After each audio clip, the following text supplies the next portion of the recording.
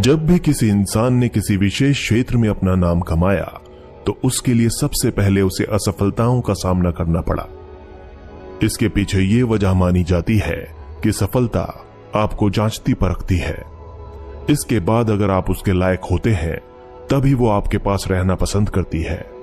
कुछ विशेष व्यक्तियों ने इसको समझते हुए अपनी असफलताओं का सम्मान किया, उसे एक परीक्षा की तरह माना और अपनी हर असफलता के बाद उसमें से कमियां खोजकर फिर से अपने आप को सफलता के योग्य बनाने का प्रयास किया। यह प्रक्रिया लगातार दोहराई गई और अंत में उन चंद लोगों ने अपने अपने क्षेत्र में वो कर दिखाया जिसकी उनसे पहले किसी ने कल्पना भी नहीं की थी।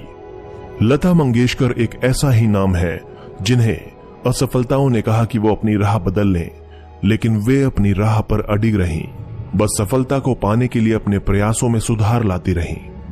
अंत में उन्होंने खुद को उस मुकाम तक पहुंचा दिया जहां पहुंचने का हुनर हाल फिलहाल तो किसी के पास नहीं दिखाई देता। तो आइए जानने की कोशिश करते हैं कि कैसे लता मंगेशकर अवरोधों को पार करते हुए सुरों की मल्लिका बन गईं। लता जी का असली नाम ये नहीं था। लता मंगेशकर का जन्म 28 सितंबर 1929 को मध्य प्रदेश के इंदौर शहर में पंडित दीनानाथ मंगेशकर के घर हुआ। वो अपने पिता की दूसरी पत्नी शेवंती की संतान थीं। पंडित दीनानाथ मंगेशकर एक प्रतिष्ठित शास्त्रीय संगीतकार और मंच कलाकार थे। घर में ही संगीत का माहौल मिल जाने की वजह से लता जी को अपनी अद्भुत प्रतिभा को निखारने कहीं बाहर नहीं जाना पड़ा। उनके पिता उनको 5 वर्ष की आयु से ही संगीत सिखाने लगे थे। लगभग इसी उम्र में उन्होंने अपने पिता के एक नाटक में पहली बार एक किरदार निभाया था। कम लोग ही जानते हैं कि लता जी का असली नाम हेमा था, लेकिन उनके पिता ने एक नाटक का निर्देशन किया था जिसमें उनका अभिनय सबको इतना पसंद आया कि उनके द्वारा अभिनीत पात्र के नाम से ही उनका नाम लता रख दिया गया। शुरुआत में सब ठीक ठाक चल रहा था, लेकिन साल 1942 उनके लिए दुखों का पहाड़ लेकर आया। हार्ट अटैक के कारण उनके पिता दीनानाथ मंगेशकर अचानक चल बसे। उस समय लता मंगेशकर की उम्र मात्र 13 वर्ष थी। वे खुद तो इस संसार से चले गए, लेकिन अपने पीछे पूरा परिवार छोड़ गए। चूंकि लता अपने परिवार में सबसे बड़ी थी, इसलिए पिता के बाद घर की जिम्मेदारी छोटी सी लता के कंधों पर आ गई। कई बार रिजेक्ट की गई आवाज। विडंबना देखिए कि जिस आवाज ने करोड़ों दिलों पर अपनी अमिट छाप छोड़ दी है, उसी आवाज को न जाने कितनी बार नकार दिया गया था। इसका एक बड़ा कारण यह भी था कि लता जी ने 1940 में जब हिंदी सिनेमा में कदम रखा, तब सिनेमा पर नूर जहां और शमशाद बेगम जैसी भारी आवाज वाली गायिकाओं का दबदबा बना हुआ था। इसके चलते उन्हें कई जगहों से यह कहकर नकार दिया गया कि उनकी आवाज बहुत पतली है। 1942 में पिता के देहांत के बाद फिल्म जगत में काम करना लता जी का शौक नहीं, बल्कि मजबूरी बन गई थी। छोटे भाई बहनों सहित पूरे परिवार की जिम्मेदारी उनके नाजुक कंधों पर आ गई। 1942 से 48 तक उन्होंने घर का खर्च चलाने के लिए 8 से अधिक हिंदी और मराठी फिल्मों में अभिनय भी किया।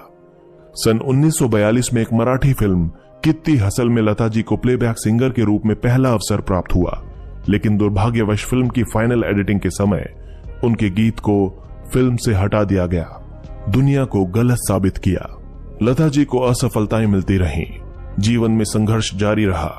आगे बढ़ने की राह और अधिक कठिन होने लगी।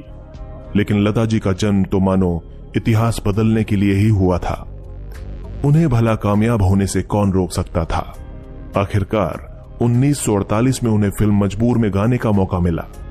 ये उनकी कामयाबी की पहली शुरुआत थी। इसके साथ ही 1949 में उन्हें क्रमशः 4 फिल्मों में महल, दुलारी, बरसात और अंदाज में अपनी प्रतिभा दिखाने का मौका मिला। इन फिल्मों में लता जी द्वारा गाए गए सभी गाने इतने पसंद किए गए कि उनकी अब तक छुपी हुई प्रतिभा अब खुलकर सबके सामने आ गई थी और वे लोकप्रिय हो गईं।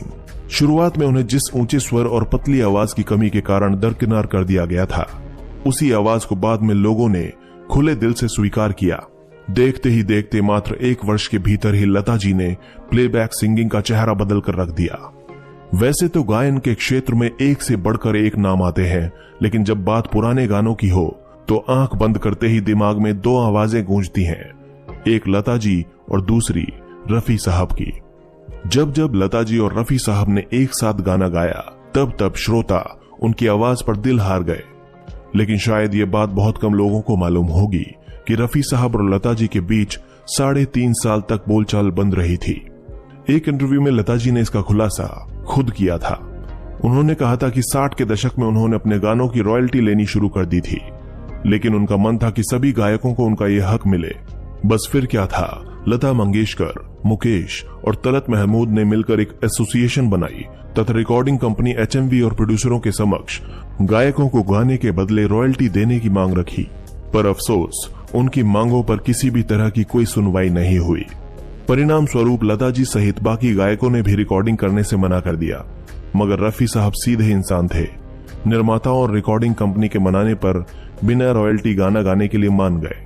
उनके इस कदम से लता जी और बाकी गायकों की मुहिम को धक्का लगा। मुकेश जी के कहने पर लता जी ने आखिरी बार रफी साहब को समझाने के लिए उन्हें बुलाया, मगर रफी साहब मानने वाले नहीं थे। इस विवाद के चलते लता जी और रफी साहब के बीच तकरीबन 3.5 साल तक बोलचाल बंद रही। बहन के साथ रही अनबन। घर की परिस्थितियों को संभालते संभालते लता जी की आधी जिंदगी कैसे बीत गई पता ही नहीं चला। इस सफर में उनके जीवन में कई ऐसे मोड़ आए जब उनके अपनों से ही उनकी अनबन हो गई। जिस तरह से उन्होंने अनेक संघर्षों से होते हुए सूझबूझ के साथ अपने बिखरते हुए घर को संभाला था, वो वैसी ही अपेक्षा अपनी छोटी बहन आशा जी से भी करती थी। लेकिन छोटी बहन उनके स्वभाव के विपरीत थी। उनके जीने का तरीका लता जी से बिल्कुल अलग था। यही कारण था कि मात्र 16 वर्ष की आयु में अपने से दुगुने उम्र के गणपत राय के साथ आशा जी प्यार में पड़ गईं।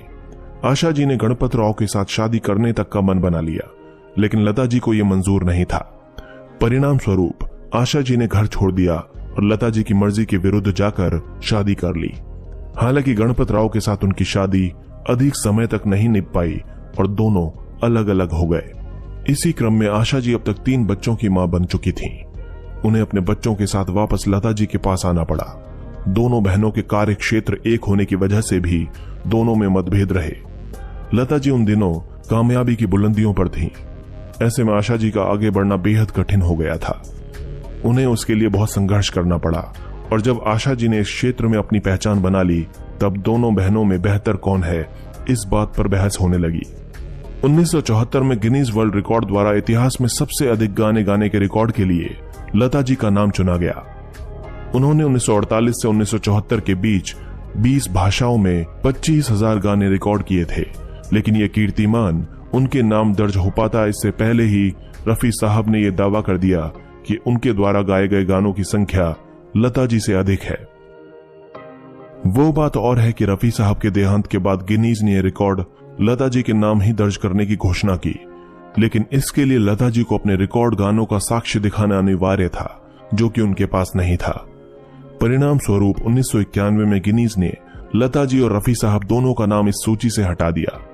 साथ ही 2011 में यह सम्मान लता जी की छोटी बहन आशा जी को दे दिया गया। लता जी ने अपने जीवन में हर तरह के, हर भाषा में अनेकों गाने गाए।